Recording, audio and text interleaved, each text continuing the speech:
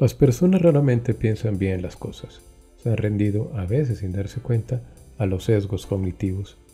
Han decidido creer esto o aquello y punto. Y con tan endeble sustento, a veces hasta matan.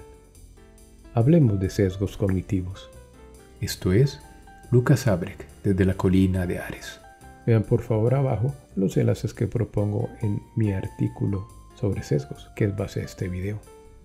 Los sesgos cognitivos son esas inclinaciones a razonar de cierta manera, llevándonos a conclusiones que típicamente no tienen fundamento distinto a la propia arbitrariedad. Es asumir sin mayor criterio algo como válido, con frecuencia por simple emocionalidad, que les autoriza incluso a cometer violencias. Son usual consecuencia del relativismo que predica que nada es verdad y que por tanto podemos pensar como queramos porque la verdad supuestamente no existe, o son fruto de la simpleza más descarada. Este es un ejemplo de sesgo cognitivo que propone el ex campeón mundial de ajedrez, Kasparov, en concreto el de rendirse fácilmente a presunciones. Se presume sin más que algo es cierto, cuando lo correcto es primero verificar antes de actuar o de hablar, tanto en política como en la vida diaria. Es asombrosa la cantidad de errores políticos que se siguen cometiendo a partir de presunciones obvias. Esto es de Garry Kasparov en su libro Cómo la vida imita al ajedrez.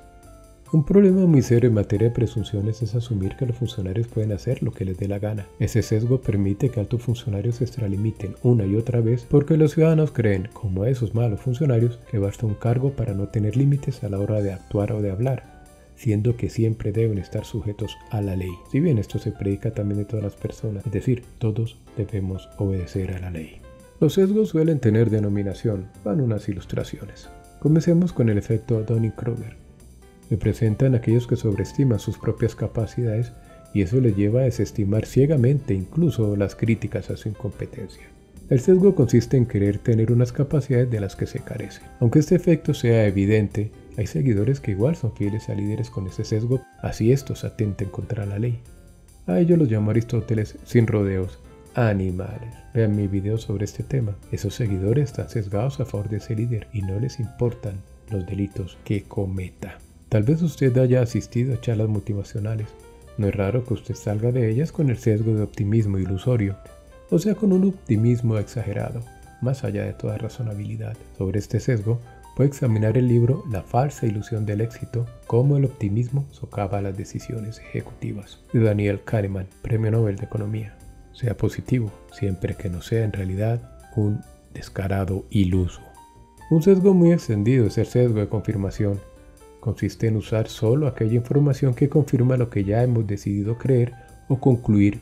En este sesgo incurren incluso altas cortes judiciales, las cuales, a la hora de decidir una materia, solamente toman aquello que sirve a una conclusión que ya han decidido tomar.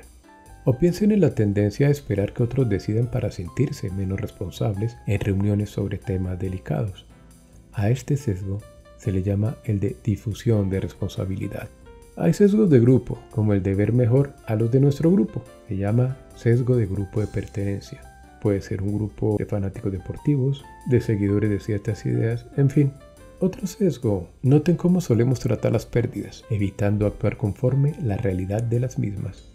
Es el sesgo de la aversión a las pérdidas. En las reuniones se puede ver fácilmente este sesgo cuando una pérdida se maquilla con el fin de presentarla más bien como una oportunidad, diluyendo su aspecto de pérdida. Los sesgos por acumulación pueden conducir a grandes tragedias. Es lo que se llama incrementalismo. Un error tras otro lleva a desastres. De los sesgos como elemento que destruyen la sociedad, me ocupo en mi libro La tragedia de la sociedad sin criterio. Los sesgos se ven en acciones políticas, acciones de grupos radicales y en muchos otros escenarios humanos. Sin embargo, mencionemos aquí solamente uno de sus síntomas, las falacias.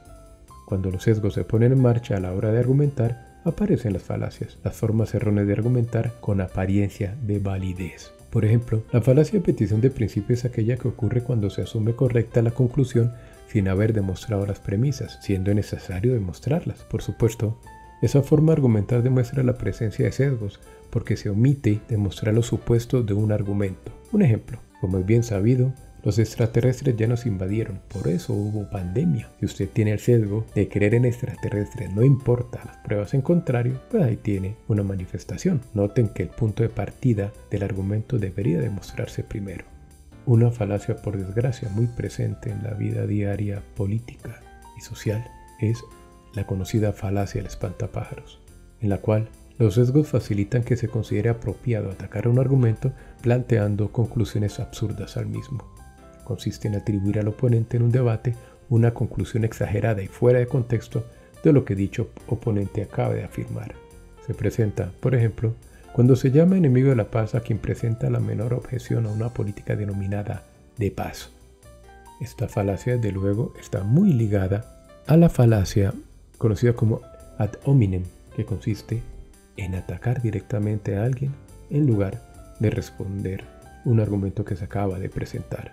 Un ejemplo: usted es un conocido delincuente, por eso ni siquiera voy a responder. Terminemos con un ejemplo para asegurarnos de distinguir entre sesgo y falacia, con un sesgo y una falacia de materia cercana. El sesgo de autoridad y la falacia de autoridad.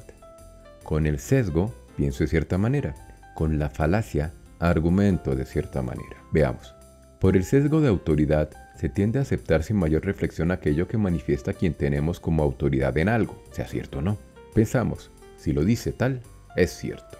En la falacia de autoridad se invoca durante una argumentación una presunta autoridad para que se tenga como válido un argumento. Como dijo tal, entonces hay que concluir esto o aquello.